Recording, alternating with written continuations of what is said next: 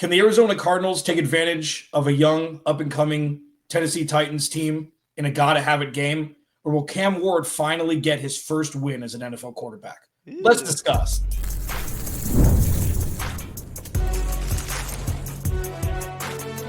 You are Locked On NFL Crossover, part of the Locked On Podcast Network. Your team every day. For Thursday, Alex Clancy, Locked On Cardinals. Tyler Rowland, Locked On Titans. Thank you for making Crossover Thursday your first listen. Free wherever you get your podcast, man, YouTube, all of it. For those that don't know, Tyler and I have had, a long history of co-hosting shows over the last few years.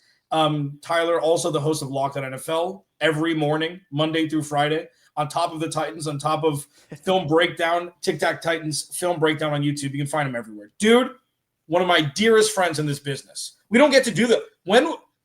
When have we done this? I don't even remember. 4 years ago? Yeah, that's right. 4 years ago? Yeah. The DeAndre Hopkins double touchdown.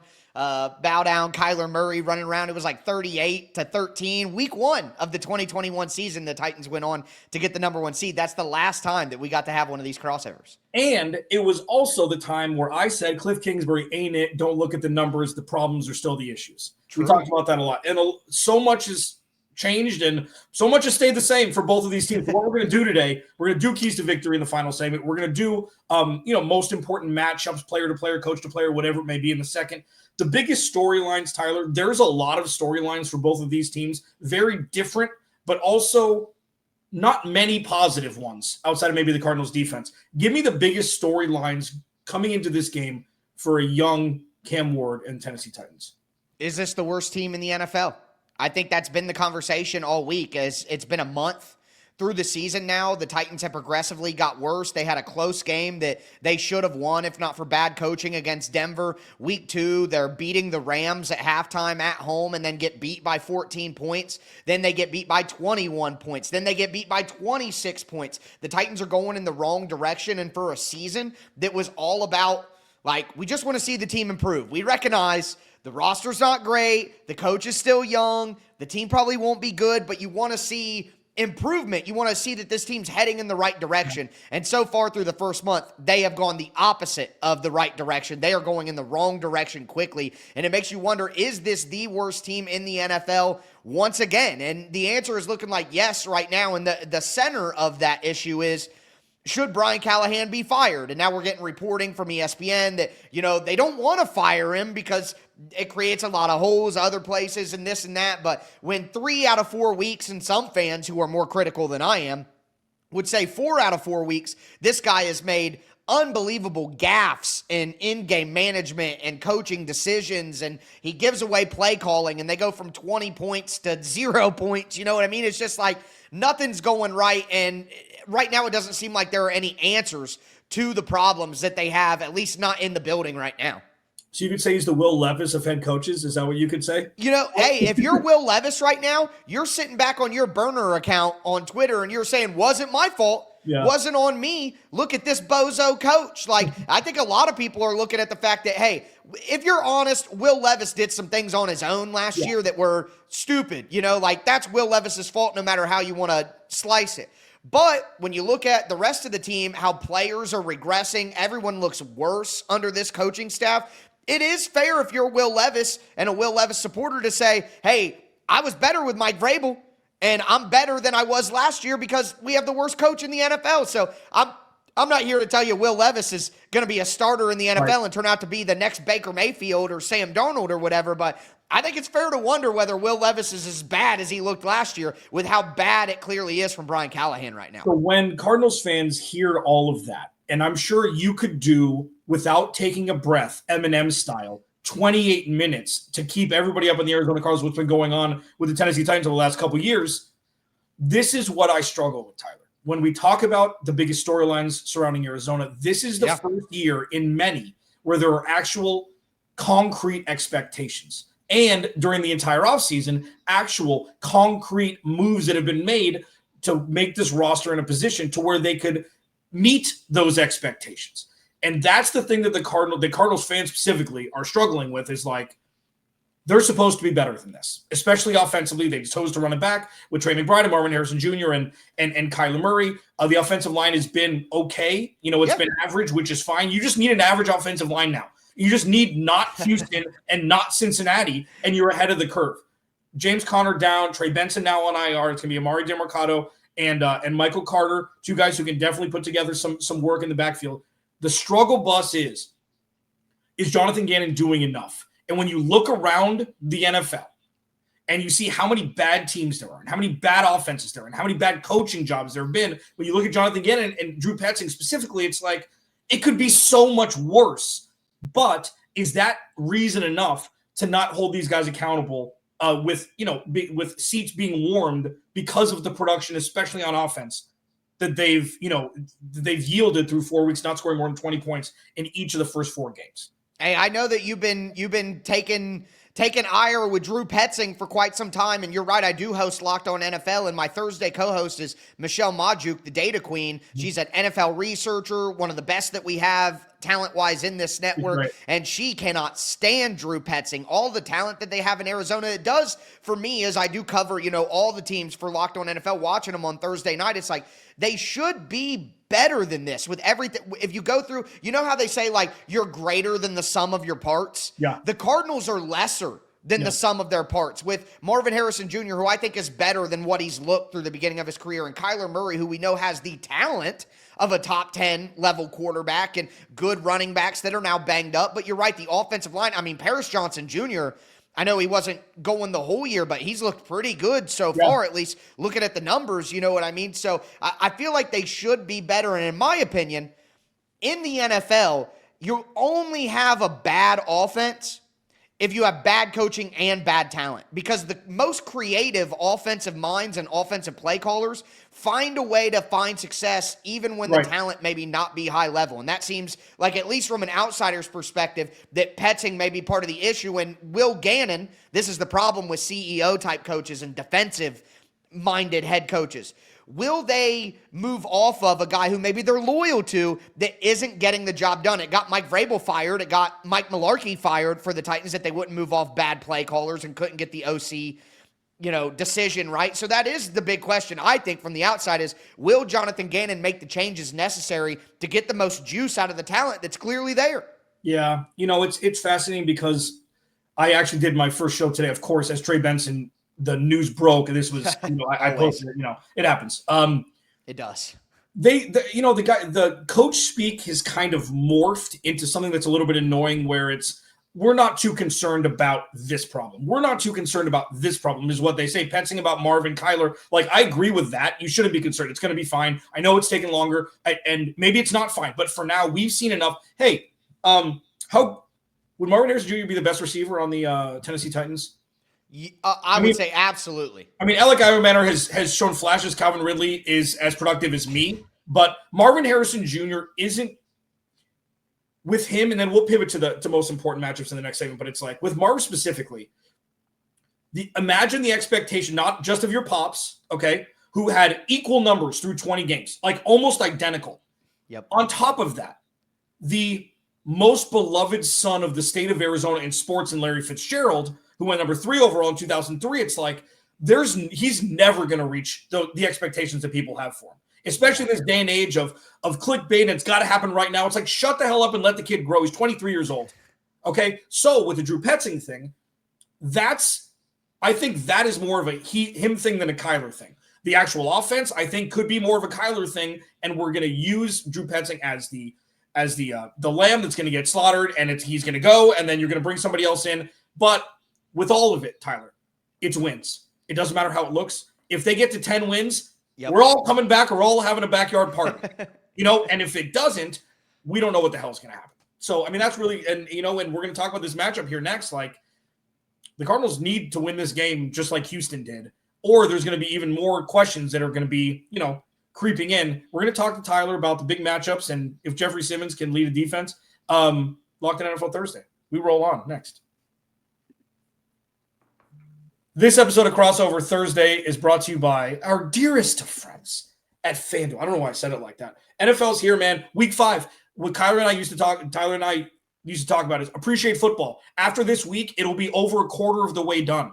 So do yourself a favor. If you're a new customer and you want to join in FanDuel, you can bet just $5 to get $300 in bonus bets if you win. That's right. New customers, sign up, pick a bet, put down $5. If it hits, you'll unlock $300 in bonus bets to use across the app. Cardinals, as of recording this show, are 8.5-point favorites.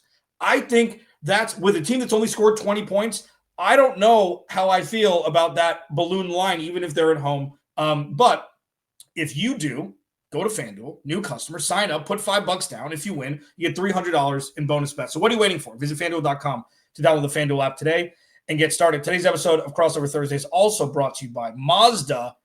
Mazda crafts cars for those who do more than simply move. They deliver confidence with every ride with more IHS top safety picks awards than anybody else as of last month. So, I mean, the proof is in the pudding there. From footwork to breath work, athletes sweat all the details, and Mazda brings the same intention to how we craft every model. With all-wheel drive standard and every crossover SUV, you can drive with confidence throughout almost any season. Like our players, we sweat every detail because when you make every move count, impossible becomes irrelevant. Mazda, move and be moved. Tyler Rowland, Locked On Titans, at Tic Tac Titans on Twitter. And follow me at Clancy's Corner. Dude, I feel like we've been talking about the same problems with each organization. It doesn't really, like, for the Titans, normally it's a quarterback or a head coach, the rebirth, but it's the Derrick Henry rebirth for Tennessee, obviously. And it's like he was their identity for so long. And I know that that's a very generic way. I mean, I don't cover the Titans, but it seems like true, though. He was the cheat code. Okay, you only have A.J. Brown? Cool. Let's give the ball to Derrick Henry 450 times. It'll be fine. You know? Like, there's actually on the Cardinals squad show, Jamil Douglas was the right guard for Tennessee. So we've talked a lot about Derrick Henry and the Cardinals run game specifically. It's like, okay, it's an anchor until it's not. And that's the biggest. So I'm going to go with the most important matchup here. It's Kyler Murray versus the Tennessee Titans secondary. There's going to be no James Conner. There's going to be no Trey Benson for at least 4 games. It could be a much worse situation than putting the ball in Kyler Murray's hand and make him throw the ball 40 times. You know, and I get pushback from this because he doesn't take chances. It's a lot of dink and dunk. I don't know if it's Drew Petzing. I don't know if it's Kyler Murray. It's probably a mixture of the two. I want to see it rip. Throw the ball 40 times. If you throw an interception and you try to force a ball in that could be a huge play, I'm not going to eat your lunch for that. Go win football games and not have the defense hold players enough to where you can only score 20 points and win a game. And this is the perfect time to do it. Yeah, it seems like the Cardinals on offense play not to lose. Like they're just trying not to make the big mistake. And I'm sorry, but that's ultimately scared money don't make none. And the Titans offense is having a similar problem. But what I would say is I agree, Kyler Murray and how he can take advantage of the Titans defense. But I'm not looking at the air. I'm looking at the ground. Because if you remember in this last matchup, I know that's totally different coaching staffs, totally different talent and all that. But Kyler Murray was able to abuse the Titans with his mobility. And the Titans, even under the new regime, especially last year, they really, really struggled with the mobility of quarterbacks. And they say strange things when they play mobile. Last year, Arden Key was in the locker room saying, we're not worried about mobility when they played Drake May. And it's like, you know, why do you think Drake May isn't mobile? And then Drake May runs around for 18 seconds and gets a 2-point conversion to tie the game and put it in overtime last year. And it's like, why are the coaches or these players going rogue and saying not to worry? Like, there is no doubt you got to worry about Kyler's mobility. And the Titans' pass rush is absolutely terrible. They have 4 sacks on the year. They are getting no pressure on quarterbacks whatsoever. Arden Key's fallen off a cliff with his pressure rate. They have a second-round rookie in Femi Oladejo, who is a converted linebacker and truly has no pass rush moves whatsoever right now. Draymond Jones has played at a practice squad level when it comes to pass rush. All they have is Jeffrey Simmons, and when you only have to worry about one guy in the pass rush, you could double team him. You could triple team him. You could just run away from him. You know, Jeffrey Simmons is still a 300-pound guy. He ain't going to catch Kyler Murray. So I'm really worried matchup-wise about Kyler Murray's playmaking. Because even if Petzing isn't scheming people open, even if the Cardinals don't have a lot of speed at wide receiver to burn people, if Kyler Murray extends plays, that's going to make it hard for the Titans to cover that long. And you're right, the secondary is having trouble as it is against guys. If you let Kyler Murray run around and use his legs and turn it into sandlot, there's no way the Titans defense is going to prevent big plays and prevent sustained drives. So I'm really worried about the Titans' issues against mobile quarterbacks and Kyler Murray being one of the best mobile quarterbacks in the NFL. So you're right on that matchup, but I think it's twofold. It's not just Kyler Murray in the air against a secondary. It's Kyler Murray using his legs and his mobility to outsmart and outwit the Titans as well. Yeah, it's such a mixed emotion from week 1 in 2021. Like, I know it's a long time ago. I know Chandler Jones. I know the team was completely different, but it's like the Cardinals weren't nearly as good and the Tennessee Titans weren't nearly as bad as what we saw. And I think it's kind of the same. Like, the Titans have been able to have a higher floor regardless of quarterback. I know they've lost a lot of games, but there's so much uncertainty around the organization with the Cardinals. And moving into Sunday, the defense is now the true calling card after the entire offseason, after the draft and the free agency. Yes. You're going to get Will Johnson back. Max Melton is healthy. They dodged a massive bullet there. Obviously, Garrett Williams on IR, potentially able to return. But, like, this is, and you and I, this is an old adage from us, like, the blitz all night. Remember the Titans mantra? Yeah. Nick Rawlis is going to make a scene out of Sunday. And it's not so much as, it's not because it's the Titans, it's because it's the avatar that is where in development this Titans team is. Nick Ross, the calling card for this team is the defense. They will bring the house. They will do it often. They may be able to rush 4 and get home. Like, this defense is primed to absolutely explode on a team that they can explode on. And I think that that's kind of what's going to happen. And I feel bad for Cam Ward. I know that at least he can extend plays. You feel bad for the kid. I hope he doesn't throw the ball across his body across the field because it ain't going to work in this secondary. It's worked twice. His first, what was it? It was his first ever touchdown to Io Man, right? Yeah. Everyone says it's not going to work, Alex, and then it does. You know what I mean? Okay. So eventually it'll get him into that. Let's force him into that. Right.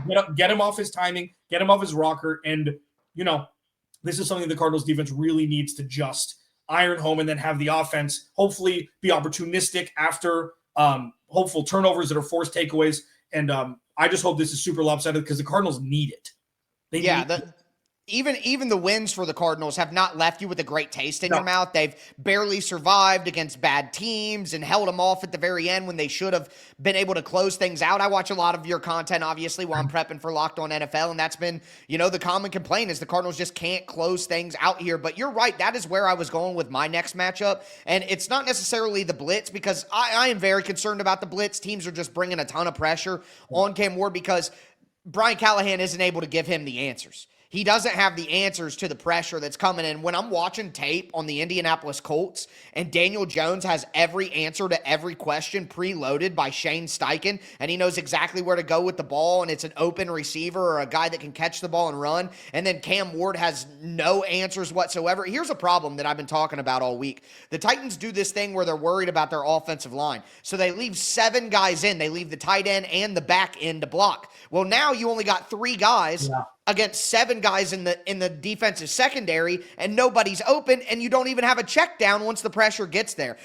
Zooming in within the pass rush versus the Titans pass protection, Josh Sweat, a guy who a lot of Titans fans wanted the Titans to go and sign. He has been the best pass rusher for the Arizona Cardinals. The Cardinals pass rush hasn't had a lot of production either, like in the raw totality of it, but Sweat has. And the Titans offensive tackles have been a problem for a long time.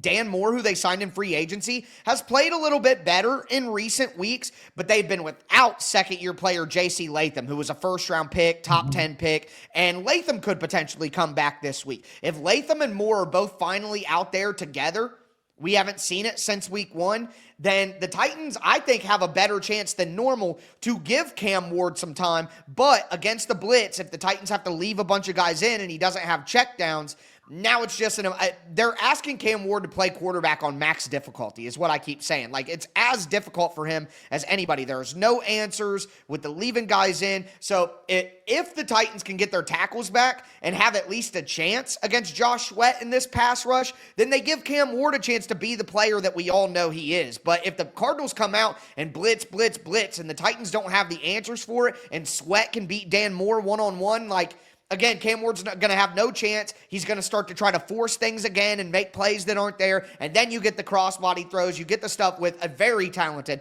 Cardinals secondary that can take advantage more than maybe some other teams they've played this year. Yeah, and that's really well said. The only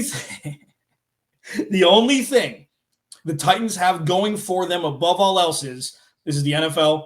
Anything happens, crazy things happen. It doesn't matter. There's no rhyme or reason to the NFL. Look at the banana sandwich Looney Tunes we've experienced this year. Like, there's no rhyme or reason to the NFL. Nothing. It will level out. The Browns beating the Packers. Giants beating the Chargers. Craziness. The Browns beating the Packers made my brain melt.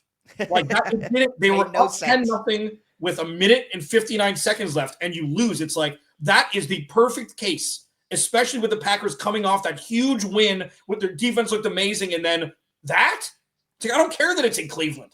So, I mean, that we'll do our keys to victory here next. It's just like, this seems to be such a setup for such a lopsided Cardinals win that you can't trust it because it's the Cardinals. We'll discuss it. Crossover Thursday, Tyler Rowland, Locked on Titans, Alex Clancy, Locked on Cardinals. We'll be right back. Today's episode of Crossover Thursday is brought to you by our friends over at the Game Time app. Dude, I use the Game Time app all the time. Like, I know I have some copy to read. I use the Game Time app all the time. So with NFL season being back, like, going to a game, there's nothing like it, okay? There's nothing like it. And for me, the absolute game changer for the Game Time app is the view from your seat, the thing that you can do where it's like, hey, I've got a row and a section that I've never sat at before. I want to try a different viewpoint. You can click on, oh, okay, that price looks good. Click on it, and there's a panoramic view from your seat so you can see where you'll be sitting and what the vantage point will be before you buy. It's absolutely insane. That's why I use Game Time. It takes the guesswork out of buying tickets. So download the Game Time app, create an account, use code LOCKEDONNFL for $20 off your first purchase. Terms apply. Again, that's promo code LOCKEDONNFL for $20 off. Swipe, tap, ticket, go. Download Game Time today. All right, Tyler. Let's get serious. Down to business. Yeah, but I mean, it's cautious optimism. I mean, the Cardinals have lost so many players, and that's not a new thing. This is the game they should 100% win. This is not false bravado. This is the Cardinals have done incremental things to make their roster better. So rationally speaking, they should win by 2 touchdowns plus. Like, that's the rational thought process towards this. But it's the NFL. Rookie quarterbacks are unpredictable, especially ones who need to do things on their own because the coaching is seemingly non-existent. And the Cardinals haven't scored a lot of points. So give me a key to victory, and we'll go back and forth. Okay, to me, the key to victory for the Titans is to run the football. They have to find a way to run the football. I know the Cardinals are a good defense, but I think there is some susceptibility there. I thought the Seahawks had a ton of success on the ground against the Cardinals. So I think that the Titans have to find a way to run the football. And I'm going to keep saying this because the passing game is so bad for the Titans right now. It's so out of sorts and out of whack that the only way the Titans can have some success on offense is to bludgeon them with the run game and then play action off of that. Those are the only things that are working. The standard drop back pass, the quick passing game, the screen game, all of it, terrible. The Cardinals, again, have been pretty good against the run. Only 107 yards in week 1, 49 in week 2, really shut down the Panthers' run game there. 73 against a really good San Francisco run offense, and then 155 last week. So it's like, who are the real Arizona Cardinals in run defense? I think if the Titans don't go 100, 110, 120 rushing yards, they're going to have no chance because it's not only just them having success on offense. The problem with the Titans defense is like going into quarter 4 against the Texans, it was 6-0. The Titans defense had totally eradicated the Texans offense.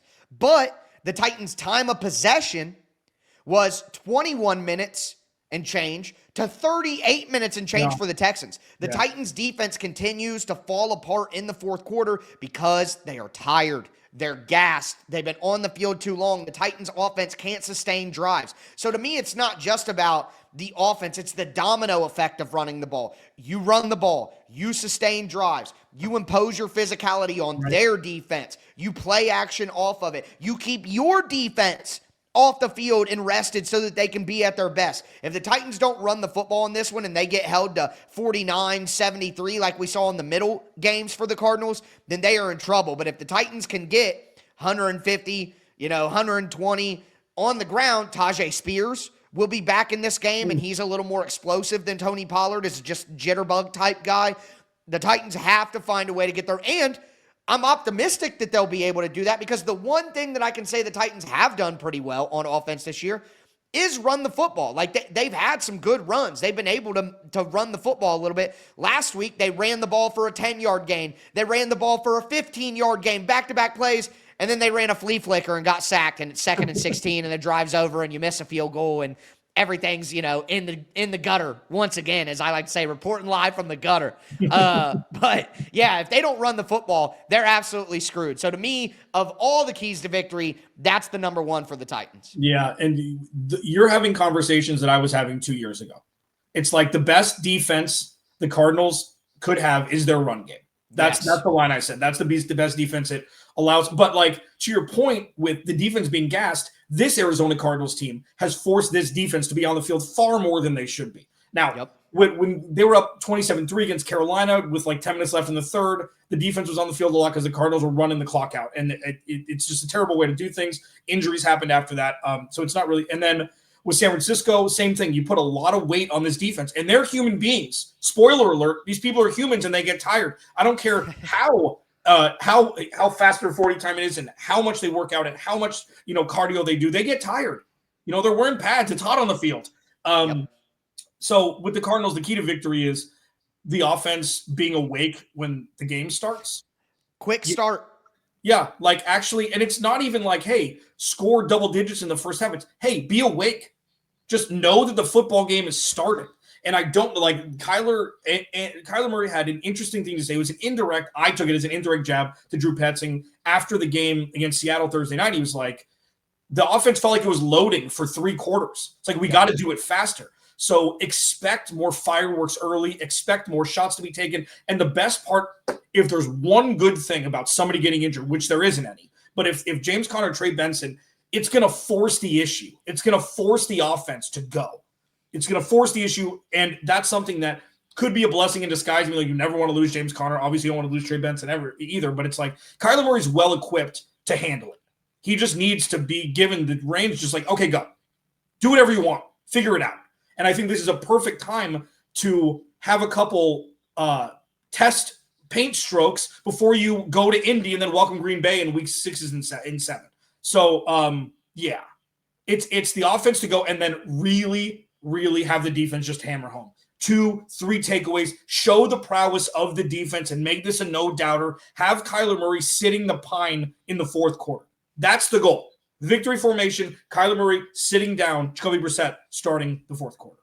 That makes a ton of sense. And I think with that, the Cardinals should go up tempo early. The Titans defense played a ton last week, back-to-back road games. You want to wear them out so that you know that the Titans play bad in fourth quarters. If you can get a fast start and you could play with tempo and make Kyler Murray feel comfortable and get some dump-offs to running backs, and the Titans like to change personnel. They like to rotate their personnel. They rotate safeties. They rotate linemen. They rotate linebackers. They're rotating all the time. You prevent them from doing that. You wear them out early so that they're more tired at the end after the Titans offense inevitably can't stay on the field and sustain drives. I think that's key, and likewise for the Titans. I think starting fast is a key for both teams because the Cardinals are pissed off about how slow their offense has started, so that erases those negative feelings if you get on the board early. And then for the Titans, dude, you know how this goes. They're 0-4, they're not happy, and if you get out and the Cardinals are up 10-0 early, all those negative feelings, it becomes a compound problem. It's not just we're down 10-0, we can bounce back. It feels like you're down 100-0 from the previous weeks that you've lost. So if the Cardinals get out early and let them know, like, you guys suck. We're going to beat you. You know what I mean? Not only will that physically wear down the Titans early, but it'll wear down their spirit. And I think this is a team that lacks leadership from the head coach and in the locker room as well. The number one leader, in my opinion, is Cam Ward. That's a rookie. How much can he really look a guy in the eye and say, hey, we've gotten out of this before? Because they haven't gotten out of this before. So I think it more than the stamina of the Titans, you could crush their spirit early and they can't rebound from that. So a fast start, whether it's the Titans or the Cardinals, whoever gets that fast start, I think if the Titans get a fast start, I think there's a good chance they can pull an upset here. But if they don't get a fast start and the Cardinals start fast, it's going to be over by halftime. If the Cardinals don't win this game and don't win it convincingly, it's going to be like a loss. Yes. That's really what it comes like. And this isn't bravado. This is two organizations that are in completely different parts of their journey. And this is where the Cardinals were in 2023 in some respects. And it's something that the Arizona Cardinals must take advantage of. It could rewrite the ship. And they absolutely need – I hate when people say a get-right game, even though I used that in a short earlier this week. This is a gotta-have-it game. It's a gotta-have-it game where the difference is you're supposed to win. The gotta-have-it is more like you gotta have it for morale. You gotta have it for the win-loss column. You gotta have it to stay up with the NFC West, and you got to have it because you go to Indy, which is no longer a cupcake, and you got to come home and play Green Bay, who is one of the best defenses in the NFL. And then you get into your bye. So it'll be fascinating to see. We don't do predictions. Tyler will do his. I know he does his on Fridays. Loss. I'm predicting a loss. Yeah, and I'm going to say the Cardinals will score at least one more point than the Titans, and we'll do that. That's what we're going to do. Follow him at Tic Tac Titans on Twitter. Follow me at Clancy's Corner. Check us out, YouTube, Free to Vib, wherever you get your podcast. We will talk to you on our respective podcasts tomorrow.